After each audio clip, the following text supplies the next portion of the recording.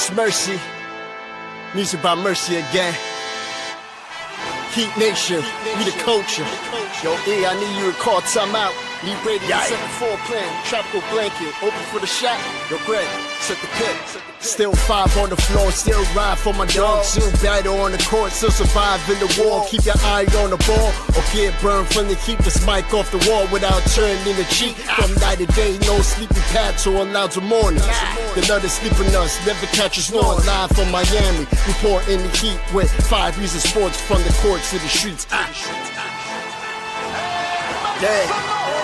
Wake County, Heat Nation, we say it proudly.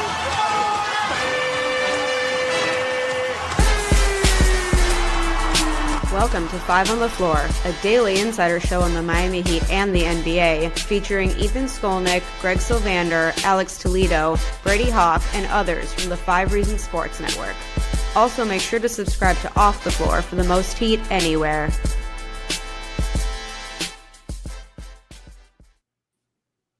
Welcome back to another live edition of 5 on the Floor. I'm your host, Greg Sylvander. Tonight's floor plan with me, Digital Adel. We are coming to you directly following the Miami Heat's victory over the Charlotte Hornets, 126-108. We're going to dive into the good, the bad, the ugly, because there was a little bit of all of that tonight, but the Heat ultimately do get a victory, so that is exciting. We're going to get into all the fun stuff. Before we do, first, I want to give a shout out to Off the Floor. That's our Discord server. You're going to want to be here for the most heat anywhere. We talk Miami Heat 24/7. There's a ton of channels. The link is in the description of this episode, wherever you're consuming it, whether it be on the podcast feed or on YouTube.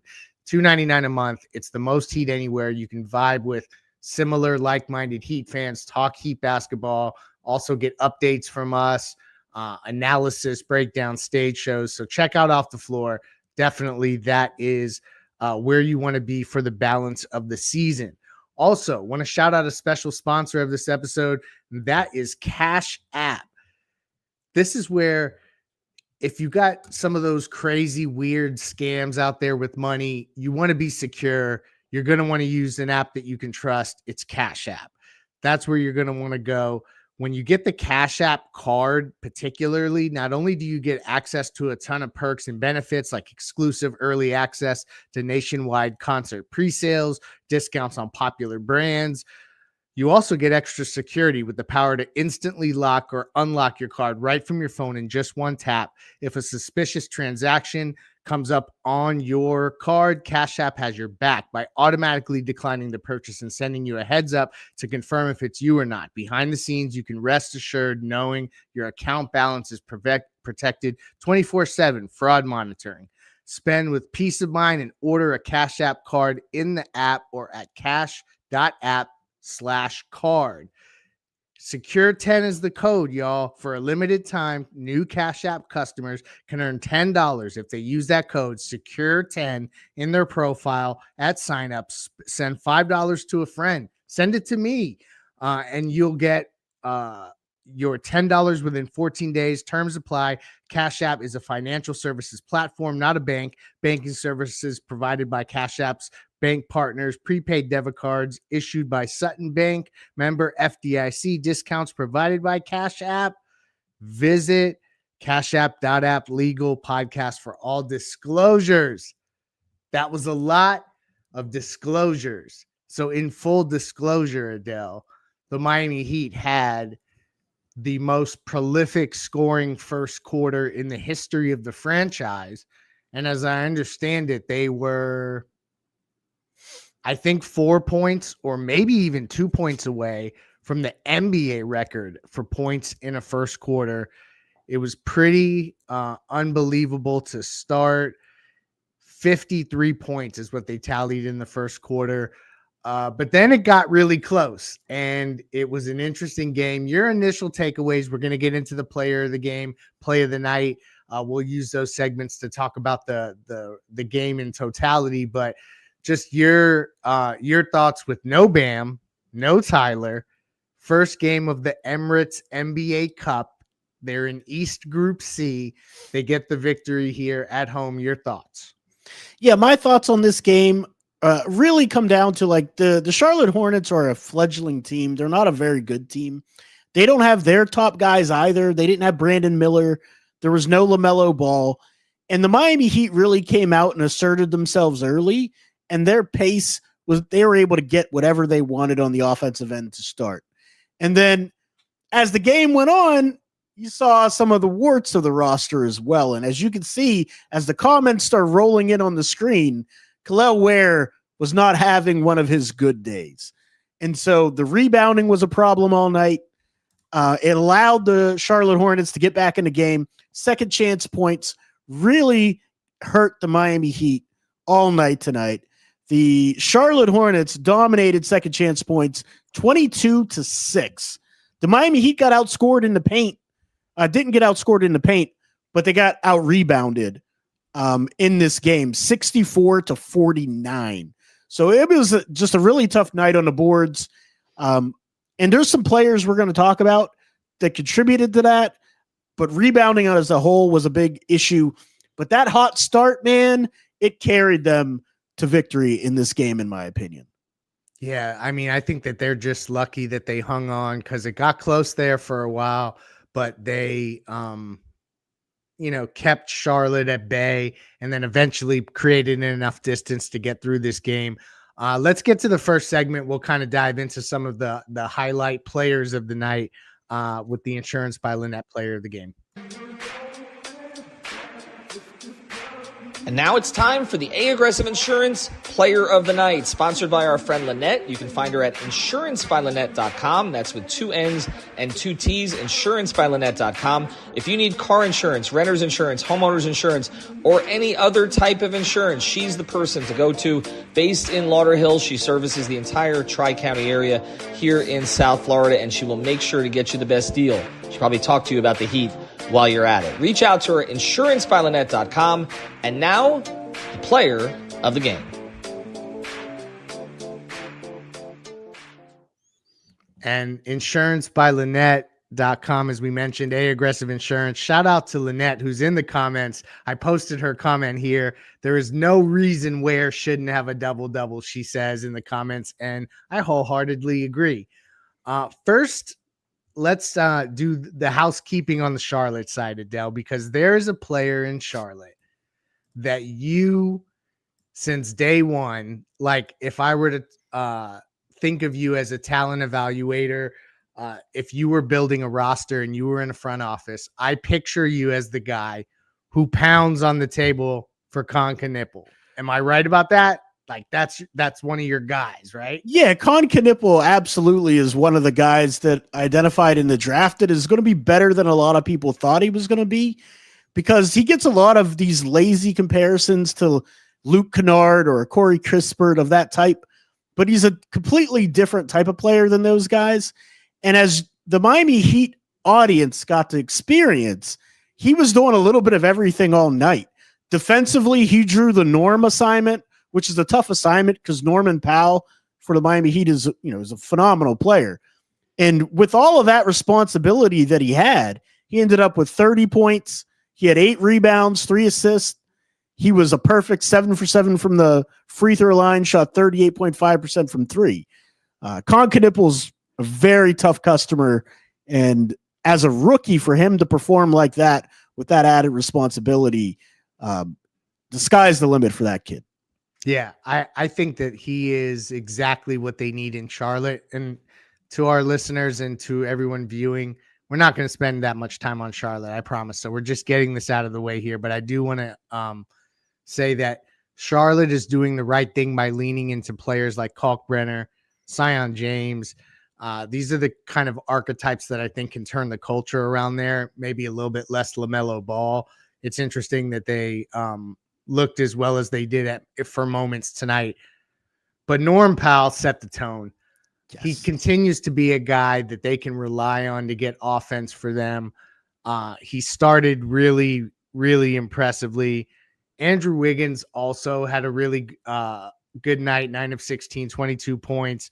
Pele Larson, I think I heard at the end of the broadcast, and the chat can keep me honest, it could have been his career high tonight, I think somebody said, at 19 points. And then Jaime Jaquez, triple-double watch, 18 points, 8 rebounds, 9 assists, only 2 turnovers. A little bit of a turn at the ankle there at the end. That gets a little nerve-wracking for a back-to-back tomorrow, but we'll talk about that another time. Your thoughts on, let's start with Norm, because he was questionable. He then got hurt during the game. It looked like he also turned his ankle, came back in, continued to be effective. 10 of 20 tonight. He is so far the most steady presence on offense for this team, and they've had the best offense that they've ever ran. And that's just a pretty remarkable thing. Your thoughts on Norm's performance tonight? Yeah, absolutely. You hit the nail on the head. He led the way, and he set the tone early for the Miami Heat. And he makes everything on offense just feel easier and look easier. The fact that he can get in the gaps whenever he wants, he can get his own shot off the dribble, which he did several times in that first quarter, hitting long 3-point shots over top of the outstretched arms of the Charlotte Hornets defense. And he gets to the foul line. He'll, if the team's making a run, he can stop that run by getting to the foul line. He also facilitates. He had 4 rebounds and 3 assists. So he'll also facilitate for you. And the fact that he put up 20 shots tonight and he made 10 of them, so he shot 50% from the field. I mean, your offense is going to hum when you got a player like that. He's having a breakout season. I've been super impressed with Norman Powell. Yeah, I thought he, Larson, Wiggins all played really well. Davion had his moments. You mentioned Ware at the top of the show, and the comments are being harsh on him. He did have some tough moments. He finished with 29 minutes, and there were moments people caught Bam advising him on the bench, kind of coaching him up. So you love to see that kind of stuff. There's someone else I want to talk about, and I'm interested in your perspective on it specifically with Niko Jovic. But just to close out, Simone Fontecchio continues, to get double figures every time he touches the court. So that continues to be a plus. Overall, I think that the theme here is that the offense appears to be humming in a way where they can kind of roll out different pieces, Adele, and they still figure out ways to score. And I think that that's super unique. They're not a high turnover team. They only had 8 tonight. I think that is probably because they're not over dribbling, things like that. So there's just principles that they're leaning into, and it seems like the next man up thing is working out for them. I know it's only Charlotte tonight. Your thoughts on Larson before and Jaquez? I'm interested to hear about both of those guys before we get into one of the more baffling players, and that's Niko Jovic. But let's stay with the good here. Your thoughts on Larson and Jaquez?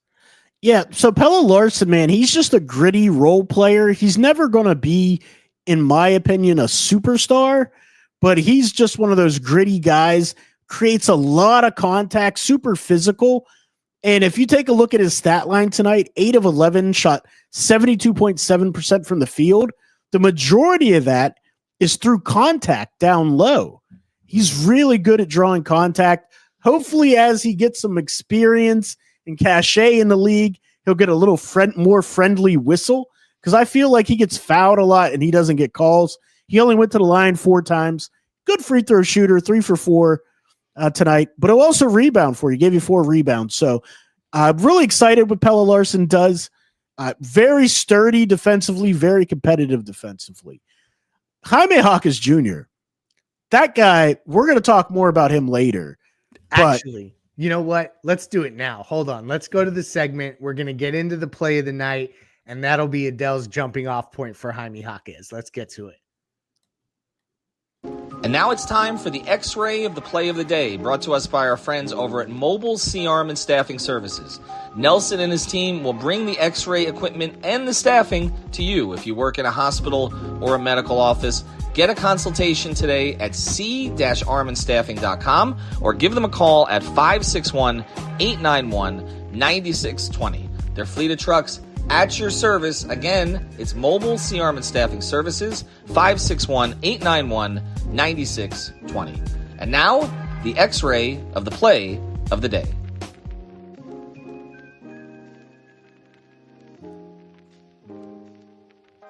So when exactly was this play? I think it was maybe halfway through the fourth quarter or so.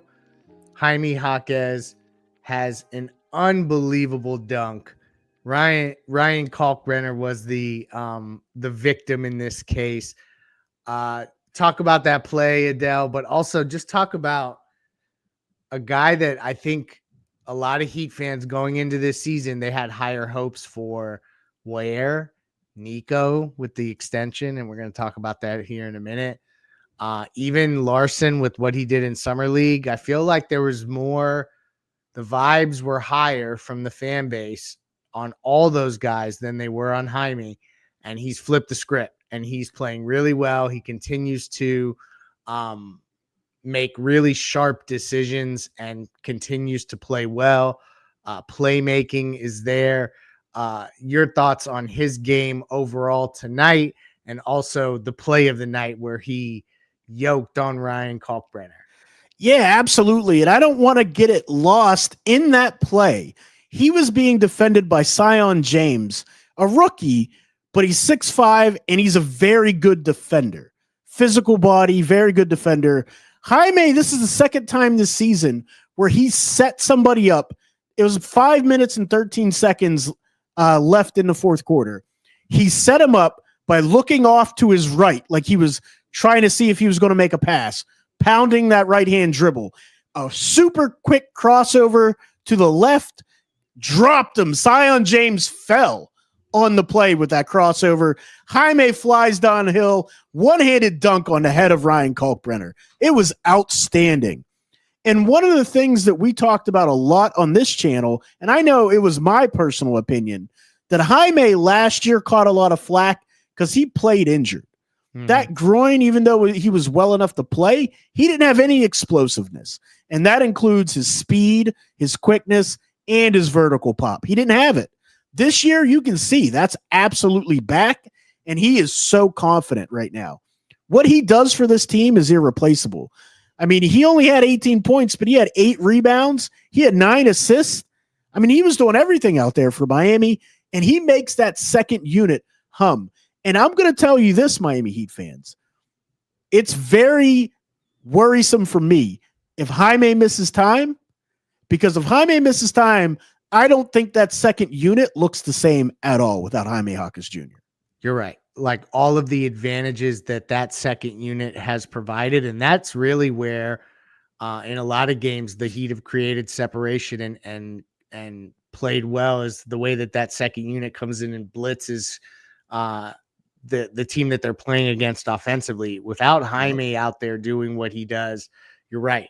That's a tough spot to be in. He continues down this path. It's really early, but boy, he is on the most improved player path, if I ever saw one, probably in the 6-man conversation so far. And I know it's super early, but just shout out to him for bouncing back so far. It's a long season, but he just continues to play well. He also had a really nice block in tonight's game, so he's doing it on both ends and just making plays. He did roll his ankle late, so I think Heat fans are now like on, waiting on pins and needles. Are you going to not have not only Bam, but no Tyler? Norm is banged up because he kept playing, but he's banged up. And then now you have Jaquez, and he exited the game and immediately went to the locker room. And I'm glad you mentioned him not playing healthy last year. And this is where we're going to close, because the comments have been really tough on Niko Jovic tonight. He only played 19 minutes, and one of the commenters, and I'm sorry, I can't scroll back to get to it, but I did flash it up here.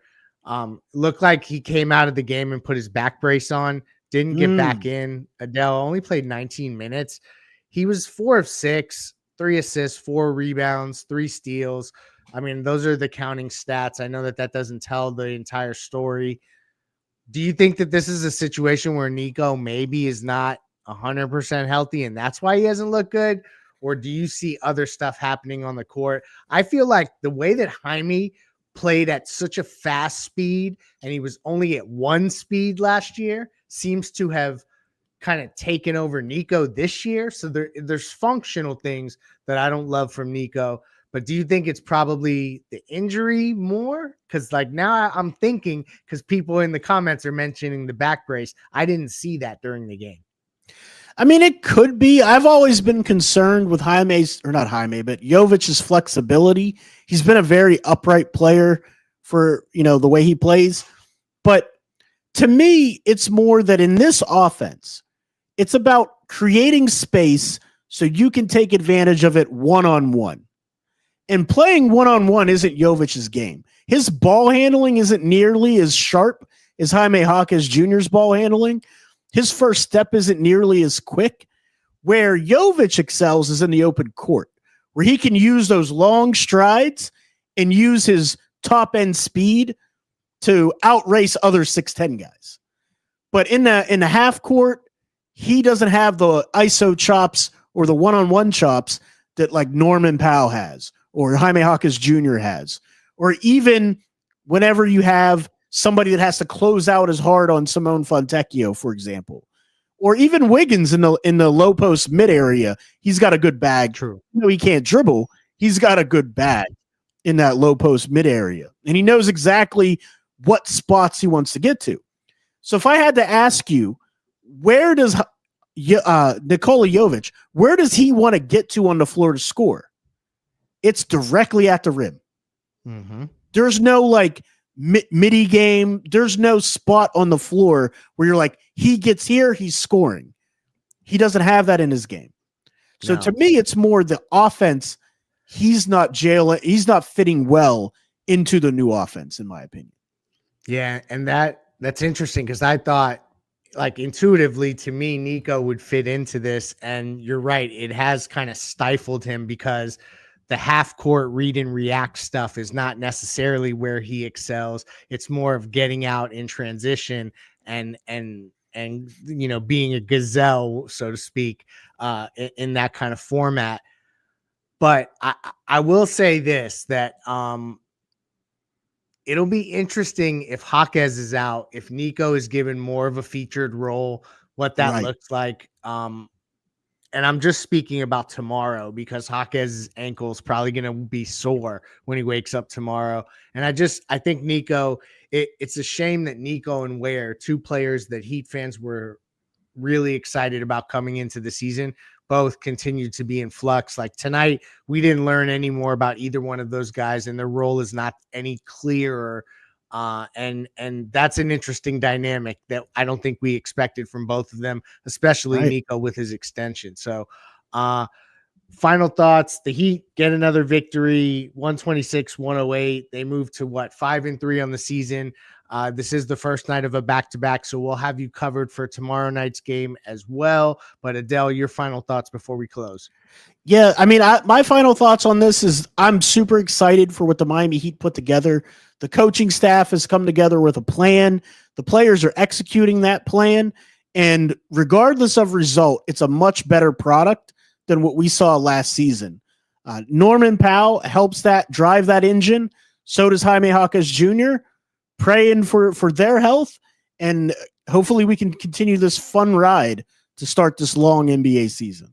Yeah, I mean, I said this earlier, and I'll close with this because I mentioned it on Twitter. It's like, could you give Spo Coach of the Year just for the fact that he could completely transform an offense like this and really commit to it and be all in with it? I think that's it transcends wins and losses. People aren't gonna vote that way.